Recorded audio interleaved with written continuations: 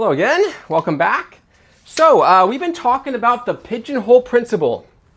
And by the way, sometimes on the board, to save some space, to make it simple, I might abbreviate it PP. When you're taking notes, that's a perfectly acceptable abbreviation. However, maybe I'll mention that when you're writing up, like if you're in a course and you're writing up formal solutions, you shouldn't use abbreviations. You shouldn't use symbols which represent a string of words. You should write out the abbreviations or the words. That's good practice. When you're a mathematician and you're writing research articles, you're not allowed to use abbreviations like that. You're not allowed to use symbols except in rare circumstances. If you write a textbook, that's frowned upon. Publishers would probably dismiss it if make you correct those things. For formal math writing, that's not allowed. It's not expected. And you should, I think, adopt the practices of mathematicians, because that's kind of what you're training to be. So if you're in a course, when you write out your homework solutions, go ahead and use full sentences, use correct pronunciation, don't use symbols or shortenings of words.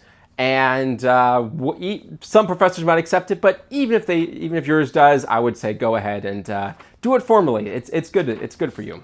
If you have my proofs book, Appendix C on page 487 is the beginning of 10 pages of writing advice. I spent some time on it, so if you have that, go ahead and give it a read. That's I don't know, I think it's pretty good advice for you. But anyways, so on the board, at times I might, cut a few corners. But whenever I do, you feel free, if you have the book, go ahead and you can read the actual formal solution in the book. And that should be what you model your own writing after. Or, pick up another book and you'll see also probably pretty good formal writing. Okay, so what was I saying? The pigeonhole principle. It comes in two forms. There's a simple form. So if n plus 1 objects are placed into n boxes, then at least one of the boxes must have at least 2 objects within it. Then there's the general form. If you have kn plus 1 objects placed into n boxes, then at least one of the boxes must have at least k plus 1 objects in it. The way you should think about this is if there are more objects than boxes, then some box must have at least 2 things in it. If there are more than k times as many objects as boxes, then one of the boxes must have at least k plus 1 things in it. So that's how I think about it. And in this video, we're going to do just a couple other more real-world examples. And then in the next video, we're going to do some more mathy examples. So here's the first of the two. If you're following along in the book, this is example 1.7. Here it says, you just washed in pairs of socks, each a different color. If you pull them out of your dryer one at a time, how many must you pull out to be guaranteed to have a pair? Okay, so you want to have a pair of socks. Now they're all different colors, so if you have the one red sock, you need the other red sock, because the other ones are purple and brown and pink and whatever. Okay, so how would you do this? So we're looking to use the pigeonhole principle. Let's see, is it the simple form or the general form? Think about that. Have a guess? Well, what are we trying to get? We're trying to get a pair of socks. That means 2. So if we want our conclusion to be, hey, we have 2 socks of the same from the same set, then that seems to be suggesting the simple form, because the simple form, the conclusion is you get 2 of something. Okay. So think about this. How would you do it? How would it work? If you want, what should your objects be and what should your boxes be? What we want in the end is, if we're going to use the simple form, what we're guaranteed at the end is a box with 2 things in it, 2 objects. Okay. And we might have other boxes, and they might only have 1. Maybe some even have 0. Who knows? But we're guaranteed that at least one box has at least 2 things in it. So just sort of the most of the case you think about is everything has 1, but 1 has 2. Okay, so how are we going to get in this position? What should we assign as our boxes, and what should we assign as our objects. Think about that.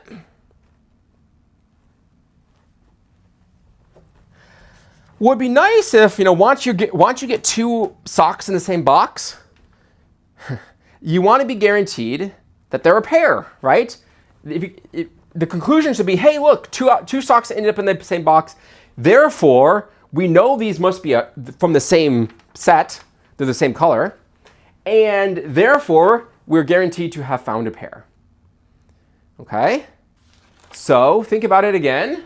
What should your objects be? What should your boxes be? So here's a solution. Let's create one box for each pair.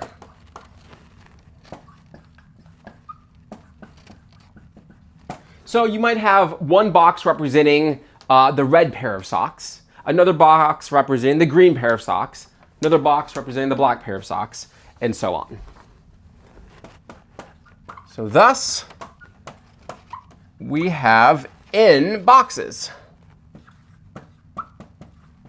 Okay, so we have n boxes. Next, what are our objects? Well, the objects, they got to be the socks, right? And what else? So, I'm going to write that.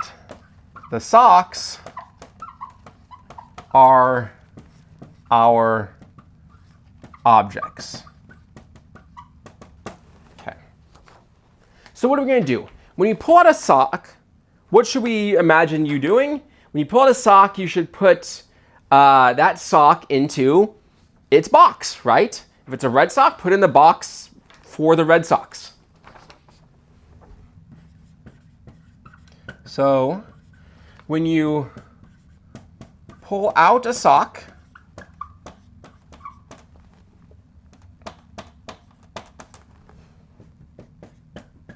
put it in its box, okay? We have a box for each pair. So each sock is half of a pair. So it's going to have a box that corresponds to it. When a box has two socks in it, what does that mean? If a box reaches the point where it has two socks, then, hey, we did it. We found a pair. Then we have a pair. Okay. So, by the pigeonhole principle, we're pulling out the socks one at a time. How long do we have to wait until we are guaranteed to have a pair? Well, every time you pull out a sock, you put it in a box. As soon as we pull out, we're using the simple form, n+1 objects. That's the point at which we're guaranteed two objects are in a box. Those objects are a pair. So there you go. By the PP, pigeonhole principle, n+1 socks guarantees two in the same box, and hence a pair. So as soon as we pull out n+1, we're guaranteed a pair. Okay, so two questions. First, does that make sense? A lot of this problem was just practicing identifying your objects, identifying your boxes, writing up your solution. And the second is a slightly more subtle point, which is that our solution is not quite done, because the question was, how many must you pull out to be guaranteed a pair? The question wasn't, prove that after n+1 socks are pulled out, then you have a pair. Do you see the slight difference? We've shown that n+1 guarantees a pair, but we haven't said why a smaller number doesn't guarantee a pair. Does that make sense? So technically, there should be one more step. How many must you pull out? Well, the number is no bigger than n+1. We've now proven that. But why does n not work? If you pull out n socks, you guarantee a pair? Well, no, right? Because you could have picked one sock from each of the pairs, right? Like, assume like each sock has a left and a right. One goes to the left foot, one goes to the right foot. You might have pulled out all the left foot. socks. So that's one final thing to note. Moreover, n plus 1 is the smallest number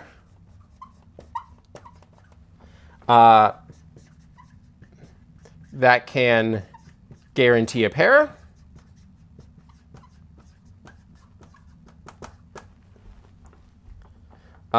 Because why?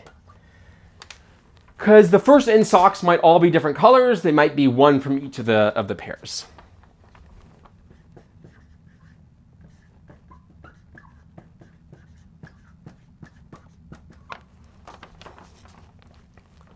Because the first n socks could have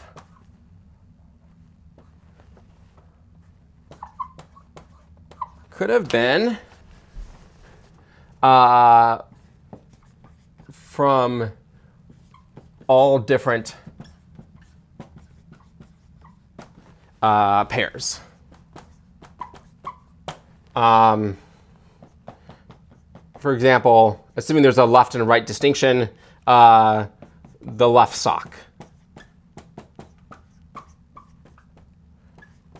from each of the n pairs.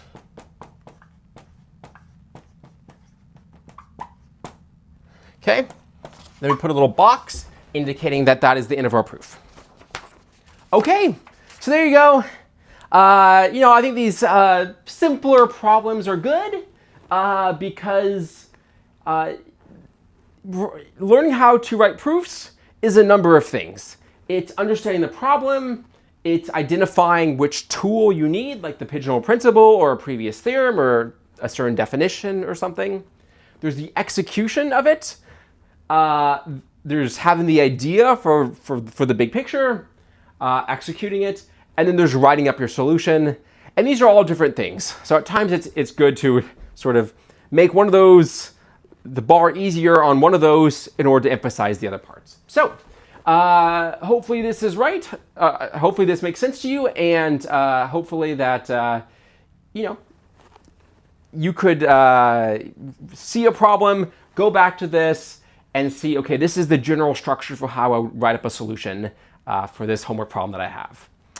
Okay, so let me stop this, and then we'll do one more problem, maybe not the whole problem, but I'll show you how to start it. Okay, so here's one more example, example 1.8. I'll just do this sort of the start of it, the scratch work of it. The population of the United States of America is around 330 million. At least that was true when I was writing the book. It's up to about 340 million at the time of this recording, perhaps higher by the time you're listening to it, perhaps less, hopefully not. But how many Americans are, here's the question, how many Americans are guaranteed to have the same birthday according to the Pigeonhole principle? So if you just use the Pigeonhole principle, the logic of that alone, how many Americans can you say are guaranteed to have the same birthday? And the Pigeonhole principle is not a bad tool to use because most birthdays are pretty spread out, right? There's not a huge bias towards, the 15th of the month or the summer birthdays. I mean, there's some bias, but it's not too strong. Certain days, fewer babies are born on Christmas, I think, because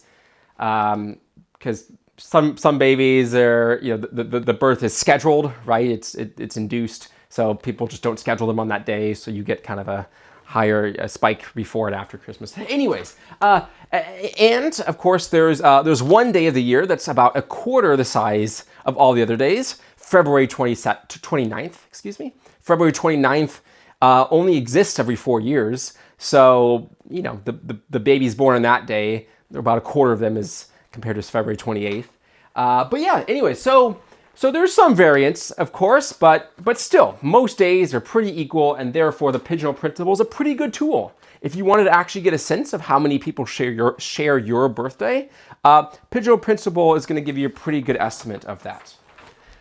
Okay, so take a moment, pause the video, and see how you would solve this problem.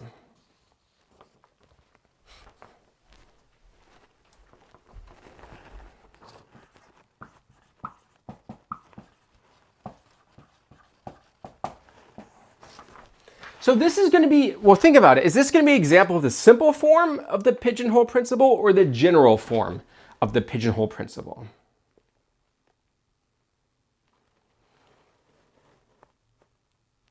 Well, what are your objects going to be, and what are your boxes going to be? Just like the hairs on the heads, it probably makes sense for the Americans to be the objects, and the boxes to be the possible birthdays, right? Because then you can just put each person into their box, and you're going to get a lot of people in your box, and that sort of makes sense, right? Because we're trying to see how many birthday twins you have. So, if you were just doing some scratch work, and you said, okay, how would I go about this? You'd probably start by saying, well, how many objects are there? About 330 million. Okay. So you're kind of trying to get to k plus 1. Does that make sense?